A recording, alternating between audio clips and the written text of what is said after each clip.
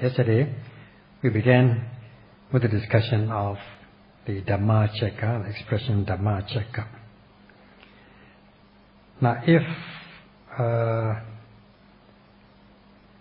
we began with this Dhamma Chekka first, the yogis may not understand it properly. Therefore, we started to discuss first with the 5 limbs of striving, Padhaniyanga Dhammas.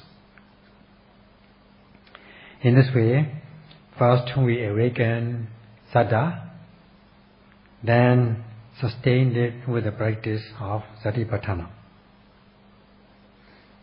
so that his mental forces can progress stage by stage, such as the mental force of precise focusing, aiming. It will also arise in stages. Then the exertion of energy also will develop in stages.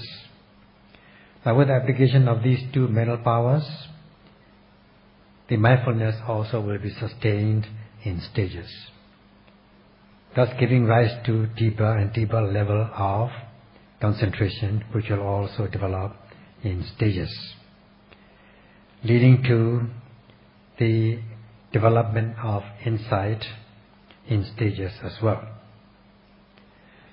So, by explaining these things from both the theoretical and practical aspect,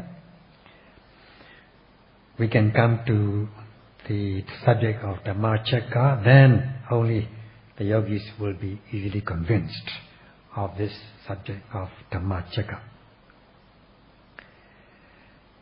Now, in order to first accept the benefit of the practice of Satipatthana, we have to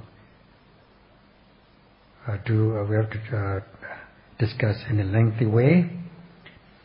Only then, after accepting, there will be this zeal or desire to undertake their practice. If there is slight acceptance, there will be slight desire. If there is much acceptance, there will be much desire. If there is full and complete acceptance, there will be complete, full desire. So, with the development of the practice in stages, the acceptance, saddha, and desire, chanda, also will be well grounded. Then we will come to understand the meaning of Satipatthana or the Dhamma Chekka, or meaning of Satipatthana rotating continuously like the wheel of the Dhamma Chekka. So it is already a bit more than 2 weeks now the yogis have been practicing. They must have gained some momentum. For some yogis, they have been awakened to insight in their own right. Then they can be easily convinced about the meaning of the subject of Dhamma Chekka. So, at this stage, only when the yogi's acceptance has ripened, will be very appropriate for the discussion of this subject of Dhamma Chekka. So today, I would like to continue with the subject of Dhamma Chekka, which is none other than the practice of the 4 foundations of mindfulness, both from the theoretical and practical aspects. In this way, we started this subject of Satipatthana. Dhamma itself is like a wheel of the Dhamma Chekka, a wheel which means Chekka, or Chekka which means wheel, rotating continuously like the current. Hence, when these two things are combined, Dhamma as Satipatthana and Chakra as wheel or continuous rotation, we have this Dhamma Chakra. So, when we come to talk about Dhamma Chakra in connection with Satipatthana, one has to understand the meaning of Satipatthana not only from the theoretical aspect, but from the practical aspects. Then only we will be able to understand the subject of Satipatthana. So let us discuss Satipatthana itself. As for some of the yogis who have come here to practice in this center, they must have heard about the subject of Satipatthana or the meaning of Satipatthana once, twice or more, both from the theoretical and practical aspects, as Sayadaw has explained this very often in his discourses, in his retreats. Now as for those who have not heard this subject, they may just understand this in a normal way, but not in detail. So, we shall now discuss the Satipatthana again, so that those who have already heard, understood also can understand better and be able to clear their doubts, if any. And those who have not understood it or heard about it can also come to understand it, come to be familiar with this subject. Hence, explanation again about this subject. Now, as for Satipatthana, normally it is defined as the mindfulness sustained on the object of meditation or object of attention. Now, this much may be sufficient enough. However, in the text, grammatically, if there is an extra word, then there has to be an extra meaning. Therefore, we need to go into details. As I said, to guard the mind all the time with vigilant mindfulness of every arising, it is enough to say that one is enough to note every immediately arising object in the body. And just sati, mindfulness, may be enough. However, since there is this qualifying word, namely patthana, to make satipatthana, which is a compound of two words, pa and thana. So pa has its special meaning. Therefore, it is necessary to reveal this special meaning together with sati, combine pa with sati. First of all, sati is defined as mindfulness, simply mindfulness, and patthana is constantly sustained on the object, closely established on the object. Therefore, it is not ordinary application of precise targeting and exertion of energy, nor is it based on ordinary acceptance and desire or zeal. This practice is grounded on the genuine faith and confidence and strong zeal. Then only the mindfulness will be closely sustained on the object of observation in an extraordinary manner. So though sati alone may be sufficient for the practice, only when there is the special kind of sati will it become meaningful in the spirit of Dhamma Chakra. Therefore, the Buddha has qualified sati with patthana. Now, this patthana has got many definitions, but let us do it in brief. Now, we can say that patthana has the significance of excessiveness, strong or strength or extreme quality. That is, it is more than ordinary one. It excels or transpasses ordinary sense. Now this expression, excessive or extraordinary quality, good quality. Another expression is viseta, which qualifies this expression.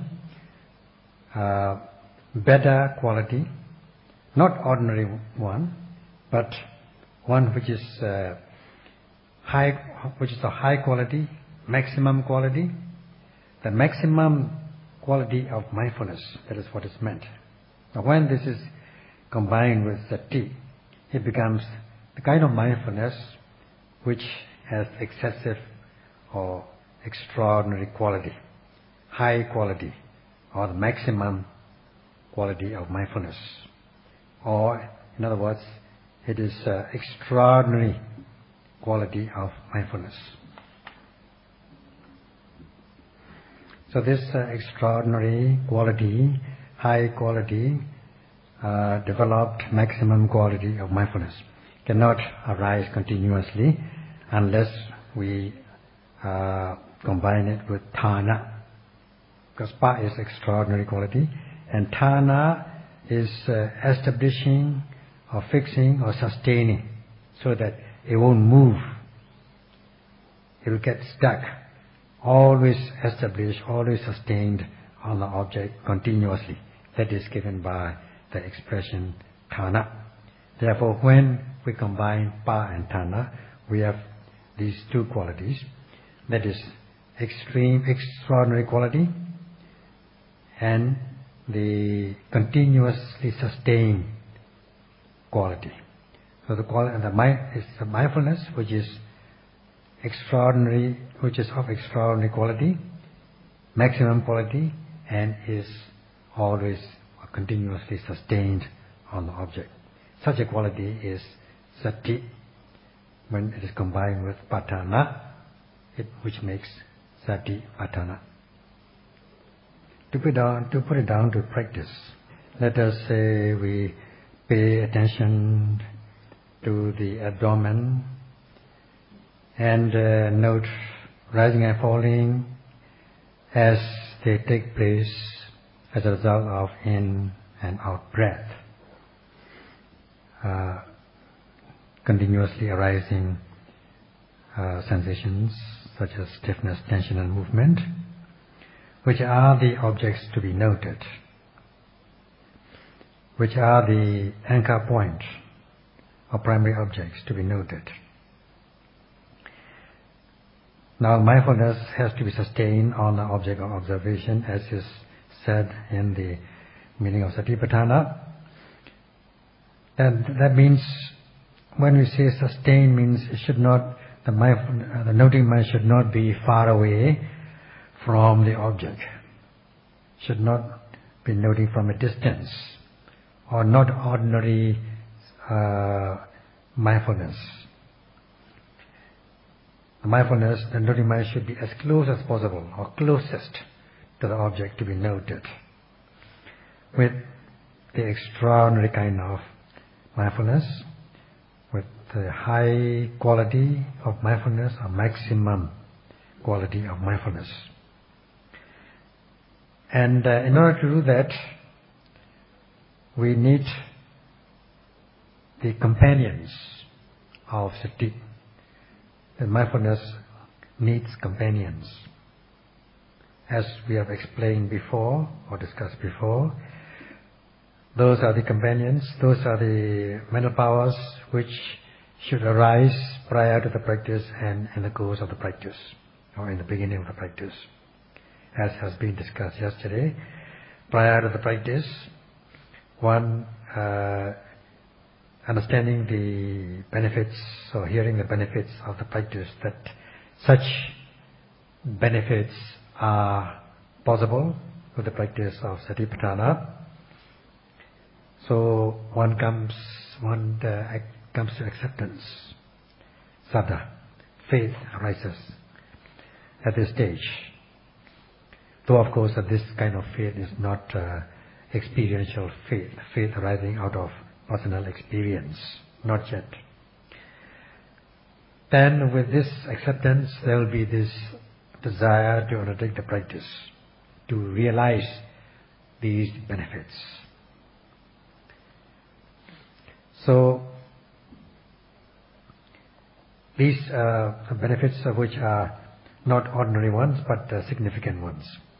That is, it can rid our mind of impurities, defilements such as raga, dosa, moha, craving, aversion and delusion, which are undermining elements. And it is a sure path, as assured by the Buddha himself. Just this quality benefit is good enough to undertake the practice, because it is the power of purifying the defilements which are the causes of suffering. If we can rid our mind of these causes of suffering, that means these impurities, then there will be no more suffering. That means there will be happiness. But this kind of happiness or pleasure is not the kind of pleasure that we can gain or we can get from worldly things or sensualities, not sensual pleasures. These sensual pleasures are defiling, and they are impure, and they may be good or pleasurable. These worldly pleasures may be good and pleasurable, but they have undesirable consequences. Therefore, they are deadly, fatal, and perilous. Therefore, they cannot be genuine pleasures or happiness. So, we understand that these mental impurities are the causes of suffering. Therefore, if we rid our mind of these causes, such as raga, dosa, moha, impurities, in a small way, we will be happy in a small way. If we can eradicate or remove these things much, then there will be much happiness. If we can remove them fully, then we will have full happiness. So this has been assured by the Buddha himself, that this is a sure path in order to purify our mind. This much is good enough, inspiring enough. So, to continue on this subject, it is said that the 100% of suffering in beings have their root cause in these impurities, defilements such as craving, aversion and delusion, raga, dosa, moha. And this is also true in practice as much as it is said in the text. And these are the internal fires. These impurities are the internal fires, very difficult to extinguish. They are always burning you. You are always on fire. All your senses are ablaze with greed, hatred and so on. So, such as, let us say, greed. First, you want something. Then, this wanting can build up momentum, can develop into very severe wanting, much wanting, greed. Then you want more and more. You cannot do without wanting this, so that you are ablaze. You are said to be ablaze with this fire of lobha, greed or attachment. This is quite obvious. So when you want to possess it, this object, you will try to acquire it, to obtain it by any means. It may be justified or unjustified methods. You may employ these methods. When you don't get them, there will be aversion about the objects which can cause hatred. There will be hatred, aversion, and gradually they will deepen in degrees, and so that your mind becomes out of control, leading to transgressive acts by body and speech. Then we have this delusion, moha in Pali, not knowing the truth, knowing in the wrong way, bewilderment, lack of clarity, confusion, not confused about the path, the correctness of the path, the pure or impure path, whether this is skillful deed or unskillful deed. One is confused, one is bewildered, and also one is bewildered about the results of these good and bad deeds, leading to stupidity. This is so. In this way, one cannot abstain from the perilous path. Therefore, one will walk the wrong path, and one will not get good benefits out of it. So, in this way, with the wrong thought, word, and deed, people waste. Except the time when they are fast asleep, they indulge in all the sensual pleasures, sensualities, such as seeing, hearing, tasting, touching, all the time ablaze with the fire of greed, hatred, delusion, always ablaze. Very difficult to extinguish, and not knowing the method to extinguish, one cannot extinguish also. It is difficult. Therefore, it is said that it is difficult to extinguish, not knowing the method of extinguishing.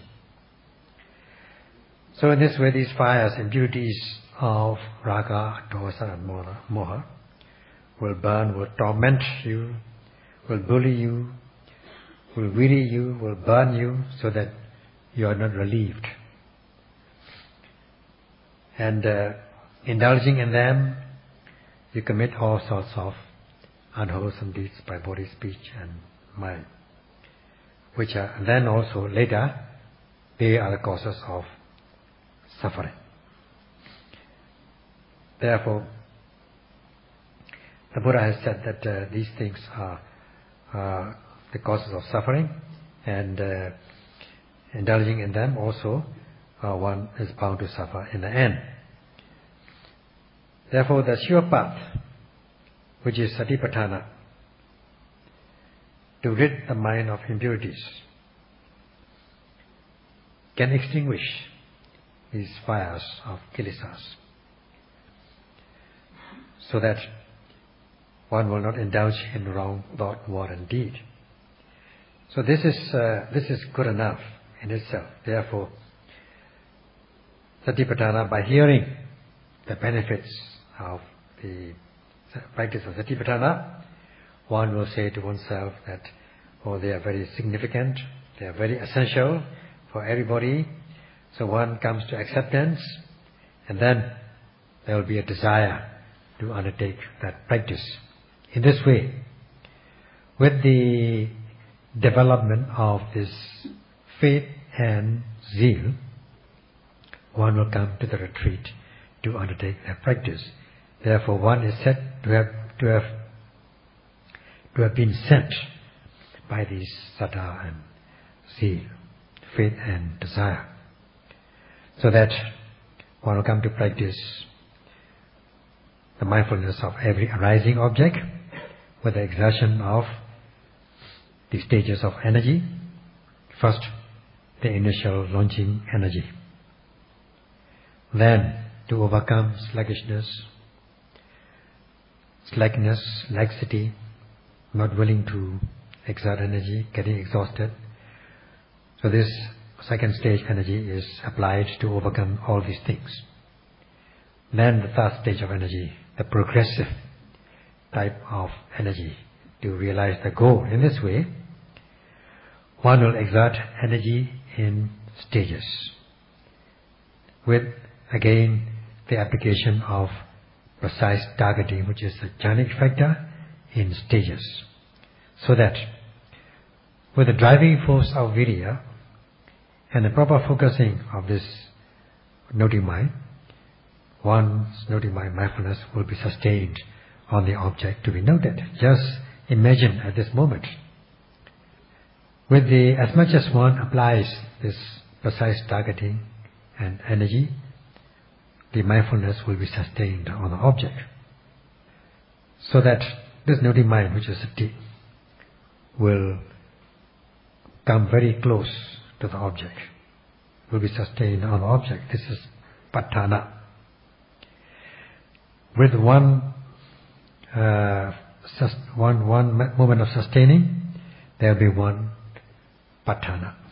2 moments of sustaining, the 2 moments of patthana, and so on. In this way, this patthana, sustaining power, will develop more and more continuously. In this way, this mindfulness continues to arise, sustaining on the object of observation. Being grounded in the acceptance and desire to undertake the practice in the beginning, before one is called yogi as yet. Then after that, one comes to the retreat and starts noting this object with the application of precise targeting and the application of energy. So when one notes the rising of the abdomen, one's mindfulness is sustained. And this,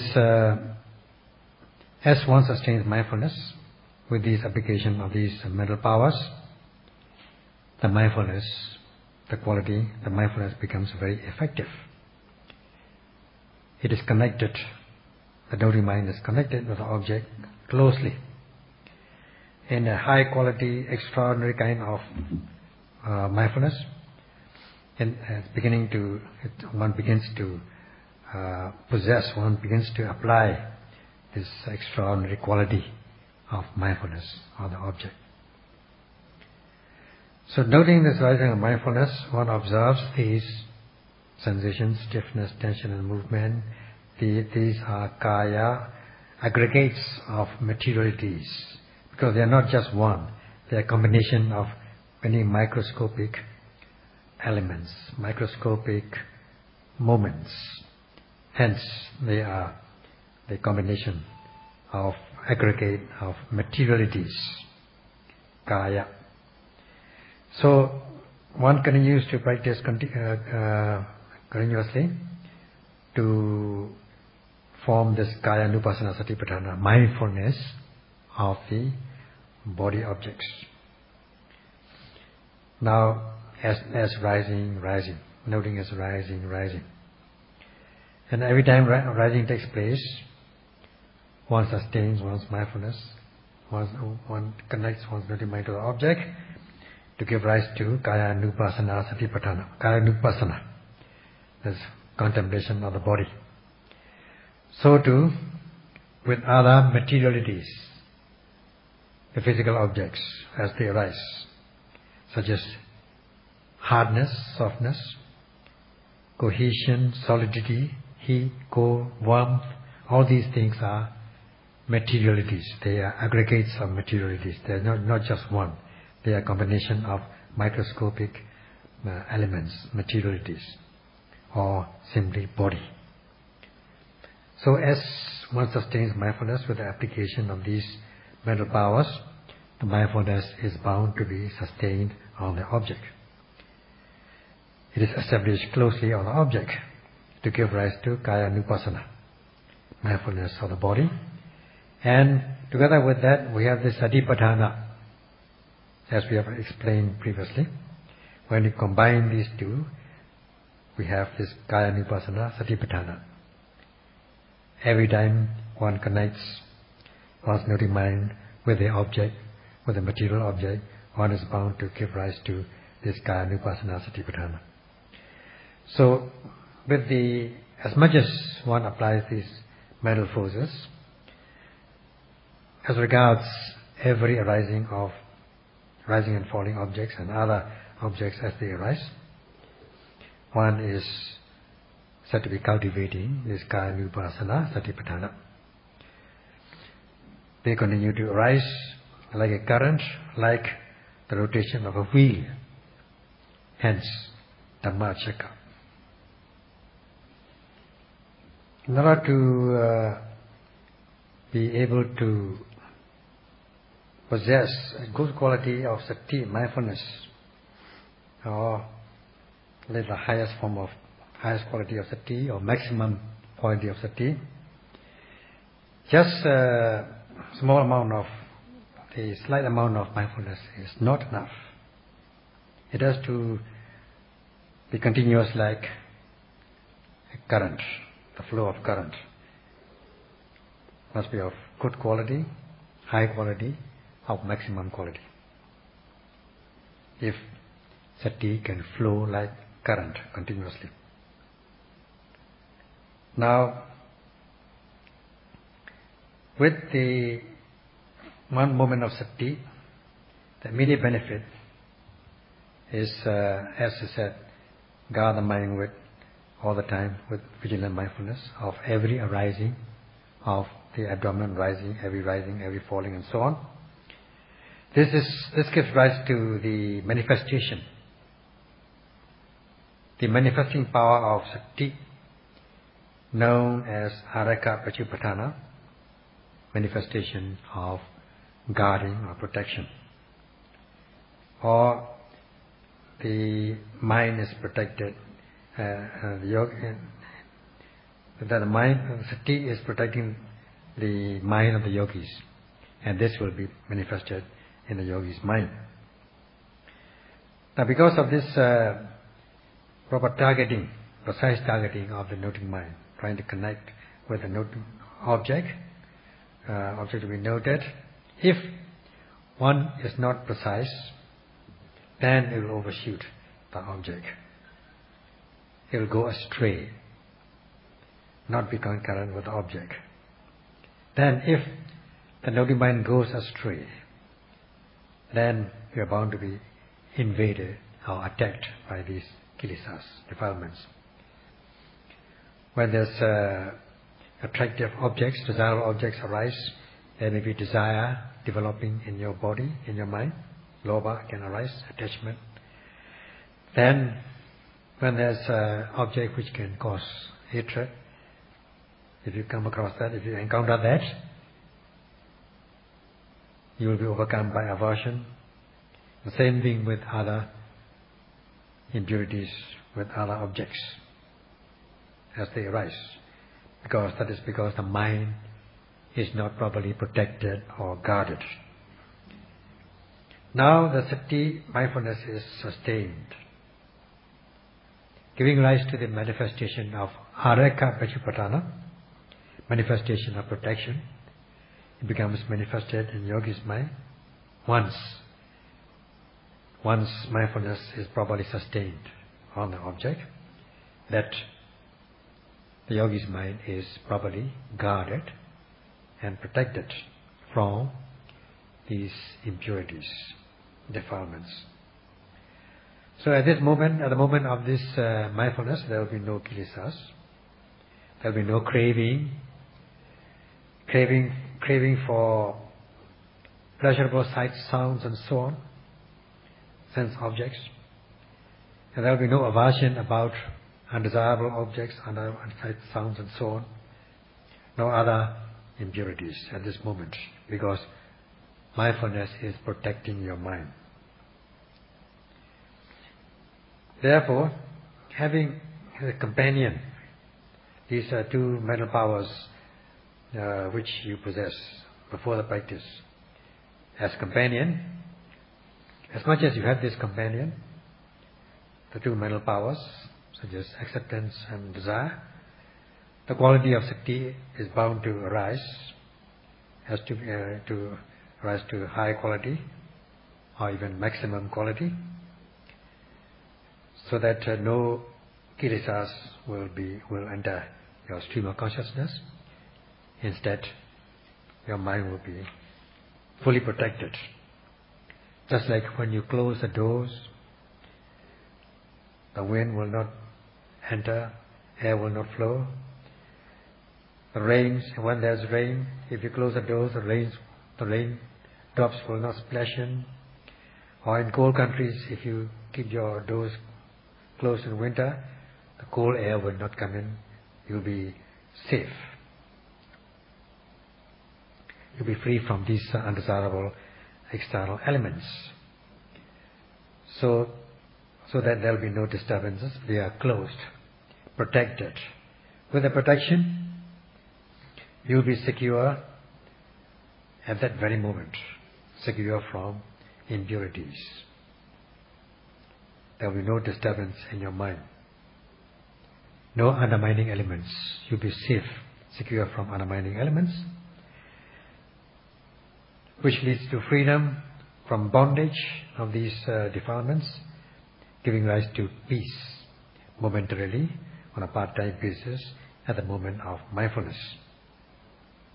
So if sati is allowed to flow like current continuously every second of the practice, now in 1 second there will be one moment of peace, 1 second of peace. With 10 seconds or 10 moments of mindfulness, there will be 10 seconds or 10 moments of peace. And when 1 minute, at the rate of one peace, 1 moment of peace per second, there will be 60 moments or times of peace you are bound to experience, which is a cause for happiness. So just if you calculate in this way, you'll find that it's quite desirable, and that is the immediate benefit of the practice of mindfulness.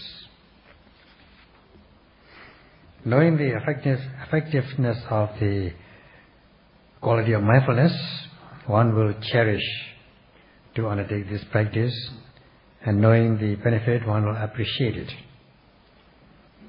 So, what will one do? As one initiates this practice of sati, mindfulness, one will try to make it better and better quality of sati, or develop the sati to be better and better, to be as high as possible, of high quality as possible, even if possible, maximum to the climax of quality, to be continuous, to flow like a current. Such is known as bhavana. So with the bhavana, one tries to better one's mindfulness by first initiating this mindfulness, later sustaining it, then developing it many, many times, continuous, innumerable times, countless times. So bhavana means first initiating mindfulness, developing it, and enhancing it many times. When we combine these two words, Satipatthana and bhavana, we get Satipatthana bhavana. However, at this stage, the object is not included as yet. So we need to combine this expression with object. So sustaining mindfulness with high quality of mindfulness in a sustained manner as regards the material aggregates continuously is Kaya-nupassana Satipatthana bhavana. So too, with a continuous sustained mindfulness, with high quality of mindfulness of every sensations continuously is Kaya-nupassana Satipatthana bhavana.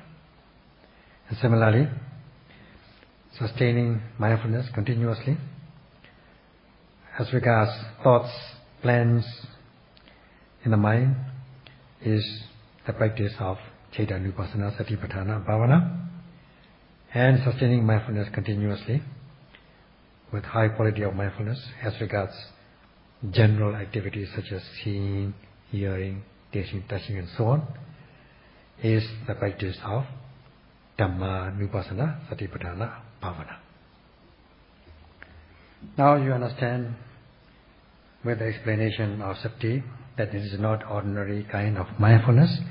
It is a kind of mindfulness which is of high quality, extraordinary quality, and if one can develop further, it can become a maximum quality, maximum quality sati.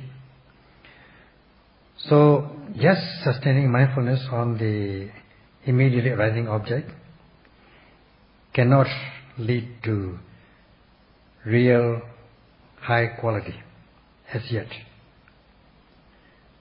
not easy to come to a maximum, the highest quality. Because when we say sustaining, means not ordinary sustaining, not ordinary noting or connecting. The noting mind connects in such a way that it seems as though the noting mind has penetrated, has sunk or pierced into the object. Not just one time, but continuously. And this is given by the expression to qualify this sati as aukantedava pavadati, proceeding by penetrating or sinking into the object of observation. One should sustain mindfulness continuously as regards the obvious objects, in all postures. But if one is mindful while sitting, but when one stands up, one has no mindfulness. If one may be mindful when one is standing, but not mindful when one is walking. One may be mindful during walking, but not mindful when one stops and stands or lies down. And then when one comes back to sit again, one is not mindful. So in this way, if one loses mindfulness in this way, not being mindful of even bending, stretching of the limbs, of the hands, even to the extent of opening and closing of the eyes, respectfully and carefully, then one will be losing one's mindfulness. So although one may be labeling, but one is not actually sustaining one's mindfulness in order to penetrate, to pierce the object. If so, it will take time, there will be no progress. And as is given by this expression, pavadati. Pavadati means proceed. You should proceed like a current, continuous flow. So one has got to think about it, whether one is actually continuously sustaining mindfulness to penetrate into the object. So one can ask oneself, except the time when one is fast asleep. In this way one should do self-analysis. Then, if one is not sustaining mindfulness as required, then there's some deficiency in oneself. So if in this way, if in this situation, if one practices 1 month, 2 months, there will be no progress. That's a saying in our country. If we are mindful, if we are not mindful, we won't even see the cave. Cave on the hillside is a very big one, but if you are not mindful, you may not see, you may not find the cave. But if you are really mindful, you will see even the fog.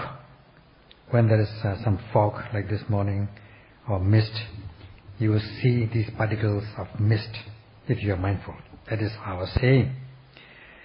So if one is not mindful, not knowing, not cherishing, not appreciating the quality of mindfulness, if one is not able to sustain one's mindfulness of every arising object with full force, then the mindfulness will not lead to the broad vision, perspective.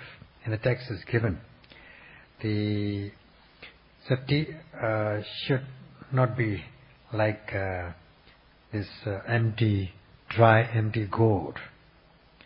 There's a gourd fruit in our country, and perhaps in some parts of the world also. When this gourd fruit is empty, dry and empty, if you throw into the water, it will float. Or if you see the example of the cork, if you throw a piece of cork into the water, it will float instead of sinking. It will be bobbing up and down and floating down the stream. So too, if you are not mindful, your mind will be just floating down the objects, or the not being able to penetrate the objects, but it will be overshooting, skipping the objects, and for many hours being indulged in being occupied with thoughts and all that sort of thing. That is due to loss of mindfulness. You don't even see the object arising in your body or in your mind. Now, if you are mindful every time, then your mindfulness, your vision will be very strong and panoramic. And as much as you are close to the object, sustained in the object, just like when you are seeing things from a distance, you won't see clearly. But as you go closer and closer, you see better and better and clearer. So also with sati, as much as this mindfulness is sustained on the object or observation, as much as you are able to penetrate or pierce into the object will become very obvious, will be fully aware in microscopic details. That is what is meant by, if you are mindful, you even see the fog or the mist. So in every aspect, it is necessary to appreciate the benefit of the practice and practice mindfulness every second so as to progress. And this is the understanding that this is the responsibility of the yogis. May be able to sustain your mindfulness like the flow of current in the form of high quality or even maximum quality of mindfulness. That's all for this evening. Sadhu, sadhu, sadhu. Sadhu, sadhu, sadhu.